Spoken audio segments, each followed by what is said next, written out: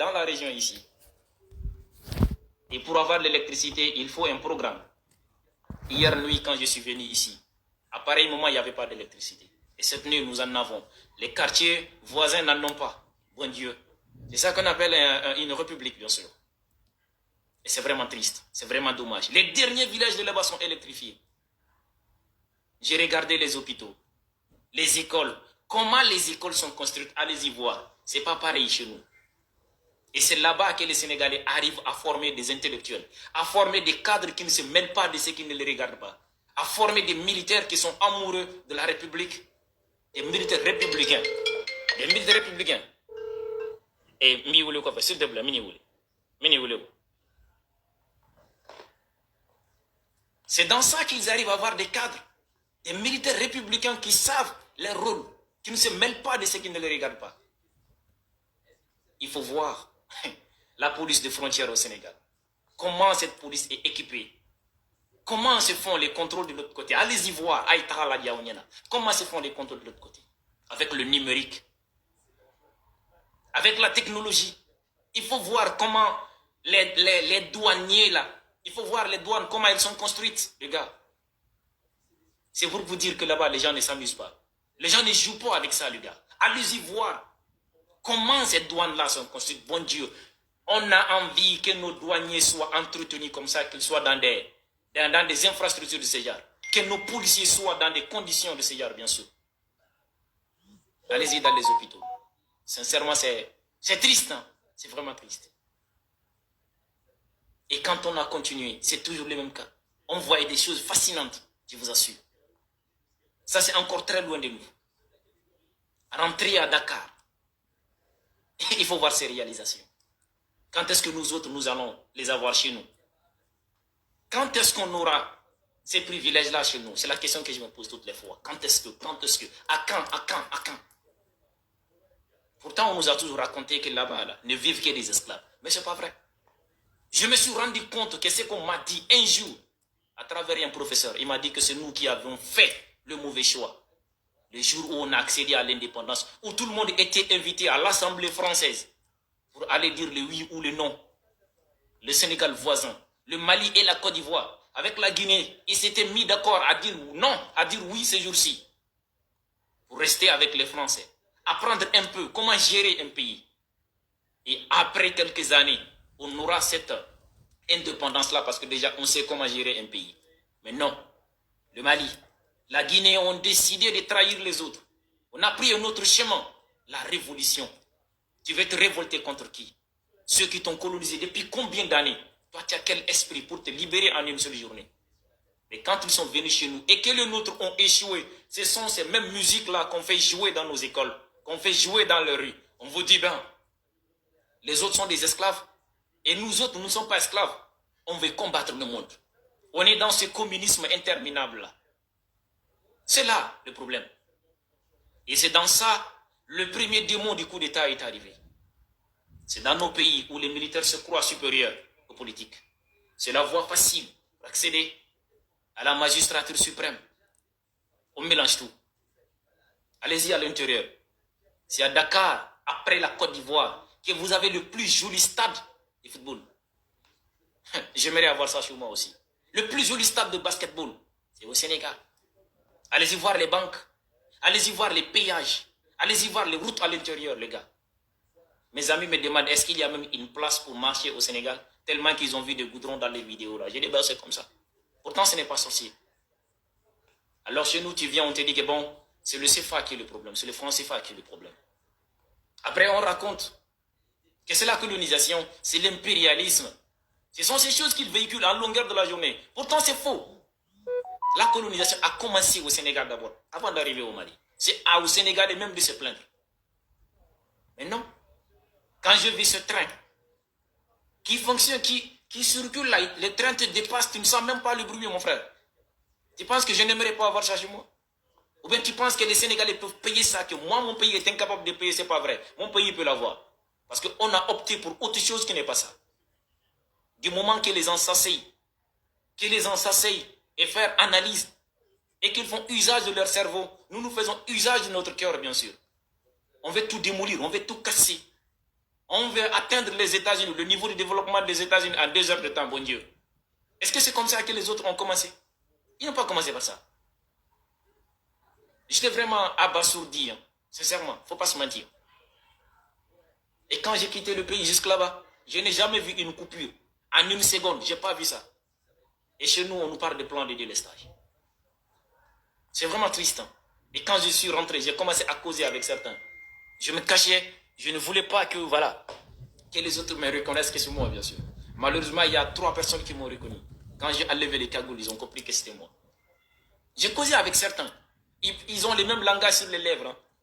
La colonisation, les Blancs veulent manger le Sénégal. Les Blancs sont en train de piétiner le Sénégal. Non, il y a certains qui racontent. Mais quand tu essaies de les expliquer, ils comprennent facilement parce qu'ils étaient à l'école. Ils comprennent facilement. Mais pourtant, ce sont les nôtres, toujours sur les réseaux. La jeunesse, c'est vous. Ils vous bernent toutes les fois. On vous berne. On nous berne, c'est ce que j'ai dit. Toutes les fois, ils nous manipulent. Et après, on sort les mains vides. De toutes les révolutions, la jeunesse n'a rien gagné. Et la jeunesse ne gagnera absolument rien du tout. Tant qu'on continue sur cette lancée, on aura gagné, on ne gagnera absolument rien du tout dans ce pays. Alors moi, j'ai décidé d'aller voir ce pays. D'aller voir comment les choses fonctionnent. Je vous assure, allez voir. Allez-y voir au Sénégal.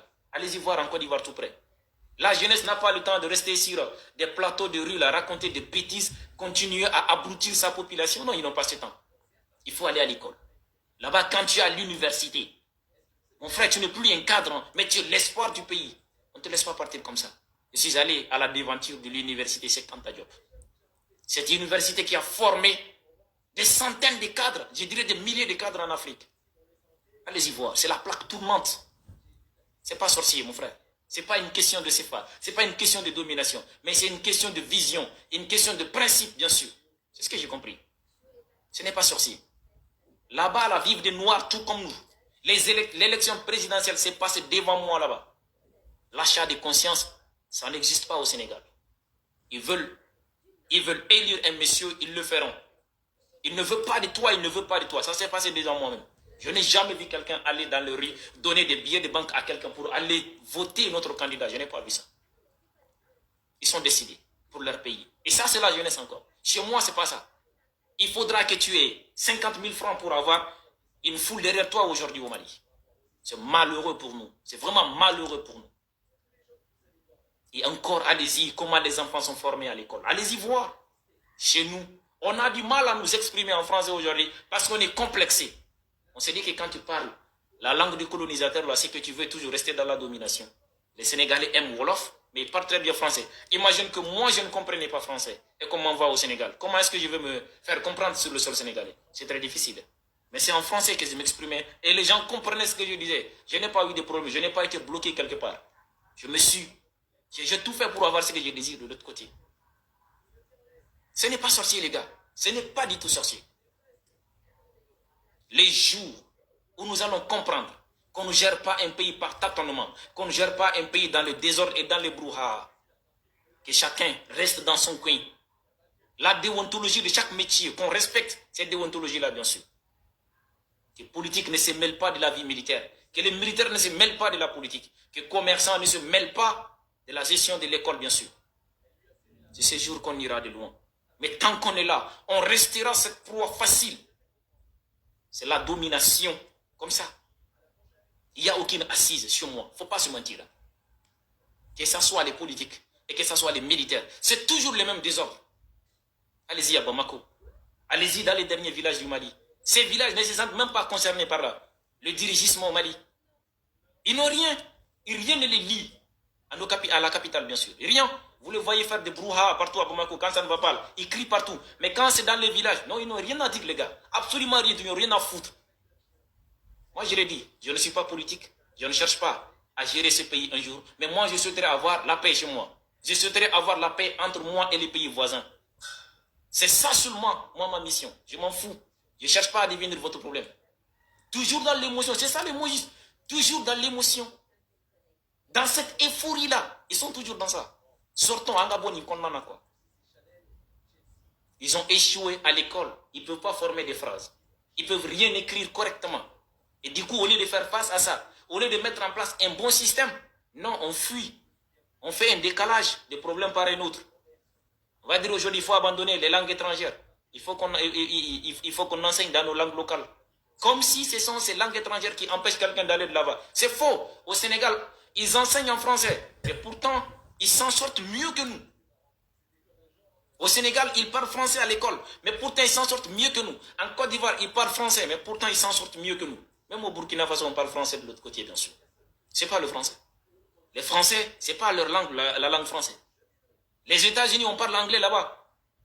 Au départ, c'est pas l'anglais qu'ils utilisaient. Les Chinois font tout. Ils font leur commerce avec l'anglais, la langue anglaise. Wallah. Mais pourtant, ils sont pas anglais. Ils ont été dominés par les Anglais, bien sûr. Alors c'est quand je vois chez moi que ce sont des scientifiques qui se cachent derrière une histoire de langue, une histoire de monnaie pour expliquer le retard. Bon Dieu, c'est faux et archi faux. C'est pas l'argent. C'est pas la langue, c'est faux. Les autres, là où ils ont fait le bon choix, on a fait le mauvais choix. Là où ils ont accepté la souffrance, nous avons accepté le viol de loi. C'est comme ça. Hein? La vie, c'est des équations, c'est des formules à apprendre. Et là, vous aurez une équation équilibrée. Ce n'est pas par tâtonnement, ce n'est pas dans l'émotion qu'on aura tout ce qu'on désire, bon Dieu. Ce n'est pas comme ça. Alors, les amis sénégalais qui voulaient que je passe tant, comment dirais-je, beaucoup de jours, que je passe beaucoup de temps au Sénégal pour qu'on puisse voir. Mais attendez, je ne suis pas allé au Sénégal pour aller regarder les gens, non. J'avais cette mission-là. C'est d'aller prendre ces images et venir faire de cela un objet d'enseignement dans mon pays pour que les enfants puissent voir. Et depuis que je suis revenu, les enfants me demandent, est-ce qu'en réalité c'est le Sénégal ça? C'était le même cas avec la Côte d'Ivoire. Est-ce que ces images-là viennent de la Côte d'Ivoire? Je dis bien sûr. Ce sont des images qui ont été prises en Côte d'Ivoire. Et ce sont des images, des vidéos qui ont été filmées sur le sol, comment dirais-je, sénégalais. Des caméras qui sont installées partout. J'ai vu des militaires qui viennent des frontières, qui étaient allés des opérations pour aller surveiller la frontière. J'ai vu ces militaires, comment ils sont équipés, comment ils sont armés. Bon Dieu. Comment ils sont armés, comment ils sont outillés. Allez-y. Des bus 100% électriques, les BRT, allez-y voir. Qui n'aimerait pas avoir ça chez lui? Vous pensez que c'est diabolique? Ce n'est pas diabolique. Il suffit simplement de travailler. Il suffit simplement d'analyser. Il suffit simplement d'aller de l'avant. Et celui qui se dira qu'on ne va pas me faire quelque chose, je ne veux